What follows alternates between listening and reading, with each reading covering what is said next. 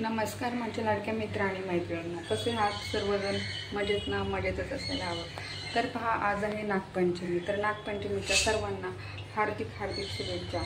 तर नागपंचमी असल्यामुळे मी आज पुरणपोळी बनवणार आहे। तर मंदिरात उशिरा जायचं आहे, तर म्हटलं पुरणपोळी जरा लवकरच बनवून घ्यावा। पुरणपोळी लवकर बनवायची होती, त्याच्यामुळे मी दुकानावरून जरा लवकरच आले, कारण की लेट आले तर लेट स्वयंपाक होतो, मग आवरायला सुद्धा वेळ लागतो। त्याच्यामुळे म्हटलं चला आपण लवकरच पुरणपोळी बनवूया। तर पहा बघा, मी इकडे कुकरमध्ये डाळ शिजायला घातलेली आहे आणि इकडे भात सुद्धा झालेला आहे।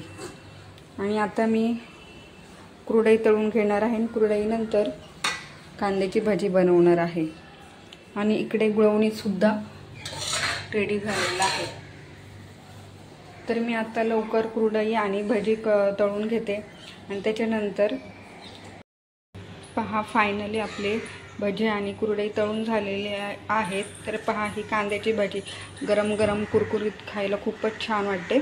आणि हे बिना कांद्याचे। तर माझ्या सासूबाईंना कांद्याची भजी आवडत नाही, त्याच्यामुळे त्यांना बिना कांद्याची भजी केलेली आहे। तर पहा, इकडे डाळ टाकलेली आहे, गुळ सुद्धा टाकलेला आहे। तर हे सर्व मिश्रण मिक्सरमध्ये बारीक करून घेऊयात आणि त्याच्यामध्ये साखर, थोडीशी बडीशेप आणि इलायची टाकलेली आहे, जेणेकरून साखर टाकल्यावरती हे सर्व मिश्रण खूप बारीक होतं।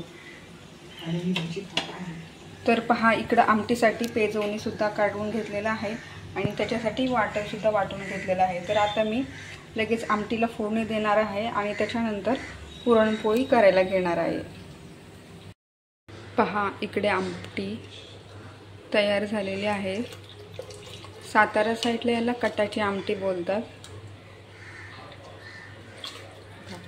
खायला खूपच छान लागते आणि शिळी झाल्यावरती खूपच छान लागते। ही शिळी आमटी बाजरीच्या भाकरीबरोबर खायला एक नंबर लागते। मला सुद्धा शिळी आमटी आणि बाजरीची भाकर खायला खूप आवडते।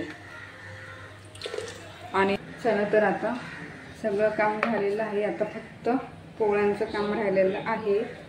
मी आता नैवेद्य करायला घेते। तर पहा, आता नैवेद्य तर म्हटलं तर 10 नैवेद्य तर सहज लागतील। घरामध्ये 4 आणि मंदिरात जायचे तिकडे 6, कमी पडायला नको, त्याच्यामुळे जास्त नैवेद्य बनवते। तर पहा, मी इकडे अगोदर नैवेद्य तयार करून घेते। हे असे गोळे बनवते आणि नंतर पूर्ण गोळे झाल्यानंतर हे नैवेद्य लाटून घेते।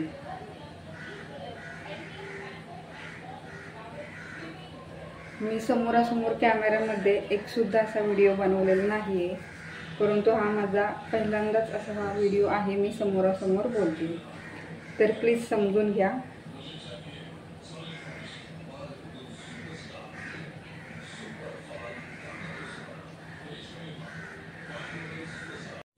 तर पहा, फायनली आपलं पुरणपोळीचं ताट तयार झालेलं आहे। तर कोणाला पुरणपोळी आवडते कमेंट करून नक्की सांगा।